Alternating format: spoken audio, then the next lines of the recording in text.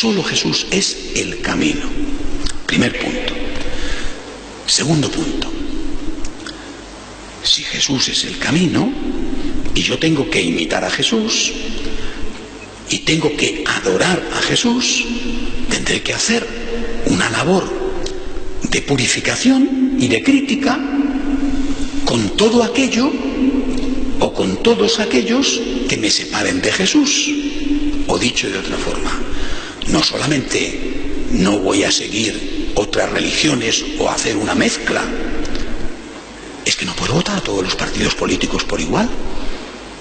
Y esto es una cosa que hemos olvidado. No todos, pero sí la mayoría. Vamos a ver, tú eres católico, se supone que practicante, vas a misa, comulgas, te confiesas, vale, y luego resulta que das tu voto a un partido que dice que los padres no tienen la última palabra en la educación de sus hijos. ¿Pero cómo puede ser? Das tu voto a un partido que permite que las niñas aborten incluso sin el consentimiento de sus padres.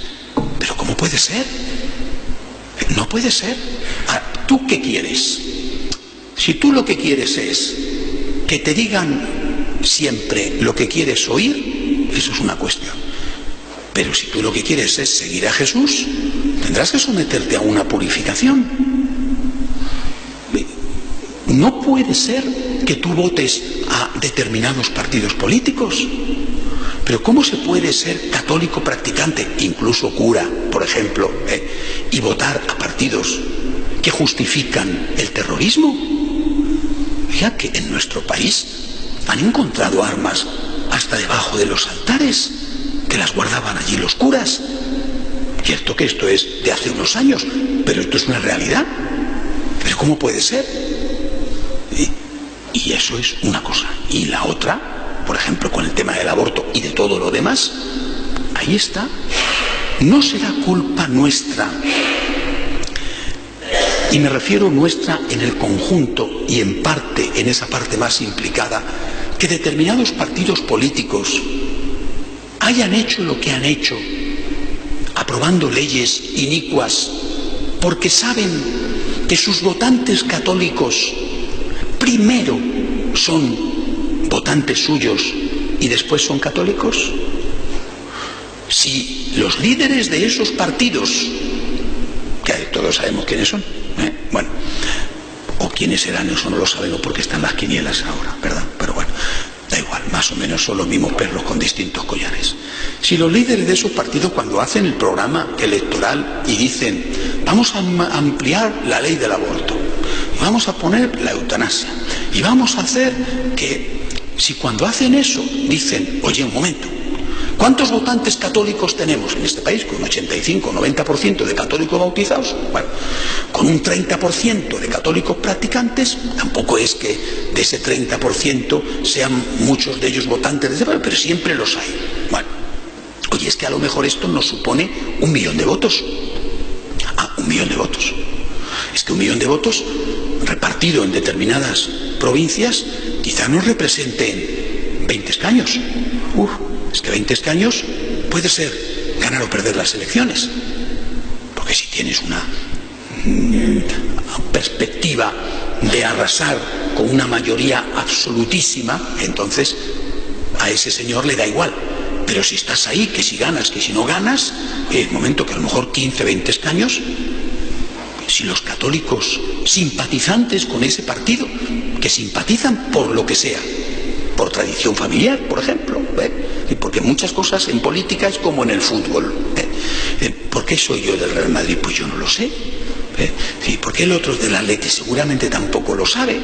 Esto es una cosa que no sé si es que se nace así o qué, pero en todo caso, pues esto no tiene, es así. Y bueno, tú simpatizas con ese partido político. Me parece bien, pero hazle saber a ese partido político que primero es Dios. Y si tú no le haces saber a ese partido político que para ti primero es Cristo, entonces estás traicionando a Cristo. Porque tú estás adorando, es decir, poniendo en primer lugar, y eso significa adorar, estás adorando al líder de ese partido político.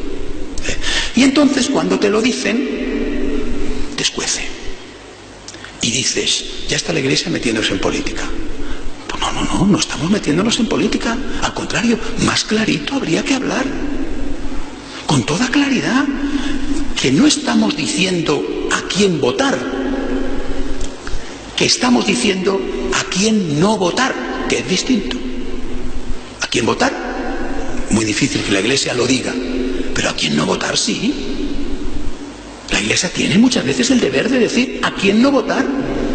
Es que no dijo que no se podía votar a Hitler. ¿Lo dijo? Claro. Y también dijo que no se podía votar a los comunistas en la época de Stalin. ¿Lo dijo? Claro que lo dijo. Lo que pasa es que hoy decimos, eso está muy bien. Claro. ¿Por qué? Porque lo vemos con un montón de años de diferencia. Pero en aquella época fue muy difícil. Cuando el Papa Pío XI hace leer en las iglesias católicas de Alemania la Mitbrennender Sorge contra Hitler. Y el Papa tuvo lo que hay que tener para obligar a los párrocos católicos alemanes a leerlo. Y lo leyeron. Y supongo que habría muchos católicos alemanes nazis que se sentirían muy mal con su iglesia. Y que a lo mejor dejaron de ir a misa. También hay católicos españoles, repito, poquitos, que les gusta y les encanta y prefieren seguir votando socialista, hagan lo que hagan los socialistas. Su responsabilidad es. Pero la Iglesia tiene que ser muy clara. Tú no puedes con tu voto llevar al Parlamento a una fuerza política que está propugnando el aborto, que está atacando la familia y que está quitándole a los padres el derecho a tener la última palabra en la educación de sus hijos. Porque si lo haces, eres responsable de eso. Se dice, y ya es un paso, que los políticos católicos quedan excomulgados. Esta es la doctrina de la Iglesia, si en el Parlamento votan una ley abortista. Salió a debate, ya lo sabéis, cuando se hizo la última ley y el señor Bono y otros quedaron automáticamente excomulgados, porque es excomunión automática. Oiga, yo he visto que cuando se ha aprobado, por ejemplo, una de las leyes económicas, Antonio Gutiérrez, diputado por el PSOE, que en su momento fue el líder de comisiones obreras, ese día rompió la disciplina de partido, lo dijo públicamente y no votó. O sea, un señor que procede de los sindicatos se atreve a desafiar al sistema por una ley económica que él consideraba injusta. Bueno, es una opinión, y no pasa nada. Yo no sé si estará en las listas siguientes, pero este señor se ha jugado su puesto de trabajo. ¿Qué va a hacer? ¿Volver ahora?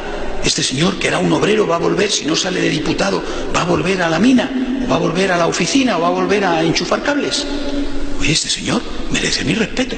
Podré no estar de acuerdo con él, pero merece mi respeto.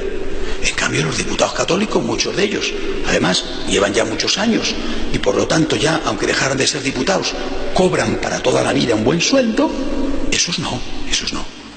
Uno que procede de los sindicatos se enfrenta con el gobierno y dice, yo no voto. Y los diputados católicos no. Los diputados católicos, fieles al partido, votan. Quedan excomulgados. ¿Y los votantes? A los votantes nadie les hace nada. Pero ¿por qué está allí ese diputado? Llamémosle, por ejemplo, el señor Bono, porque es el conocido, ¿no? ¿Por qué está? Porque ha habido millones de votos que le han puesto allí.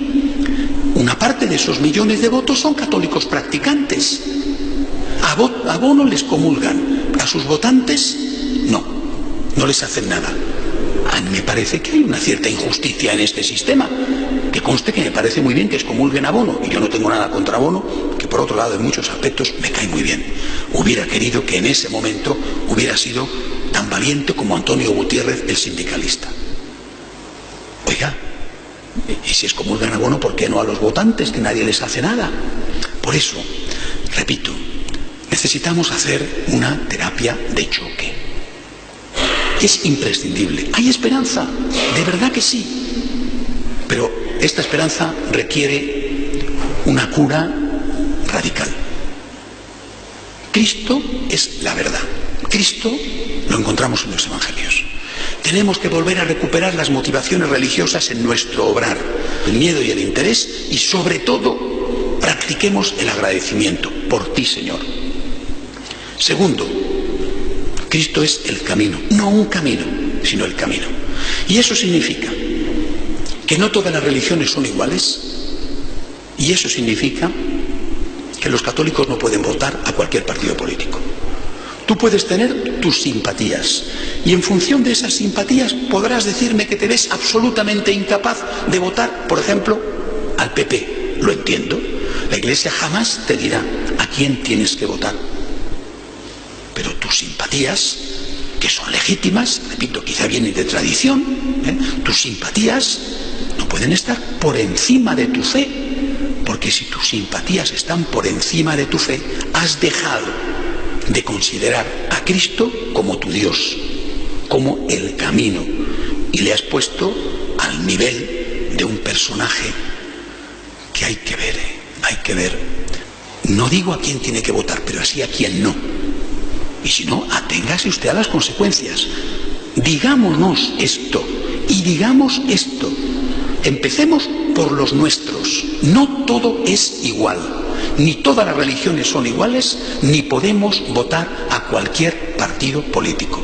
Si nosotros no hacemos esta terapia de choque, no podemos ni tener esperanza ni transmitir esperanza. Si los católicos, al menos los católicos practicantes, nos comportáramos de este modo, estoy seguro de que todos los partidos, todos, no solamente unos, sino todos, nos tendrían en cuenta y dirían, ojo, que no puedo jugarme el voto de un 30%, de un 40% de la población. No puedo, porque si hago esta ley, quizá gano el apoyo del poderosísimo lobby gay. Muy bien, pero pierdo el apoyo del 30% de los votantes católicos. En cambio, como los católicos, muchos, o por lo menos algunos, prefieren seguir adorando al partido político, cegando además los ojos a la realidad, entonces pasa lo que pasa. La terapia existe, la esperanza es posible, pero tenemos que aplicarla. Que Dios nos ayude.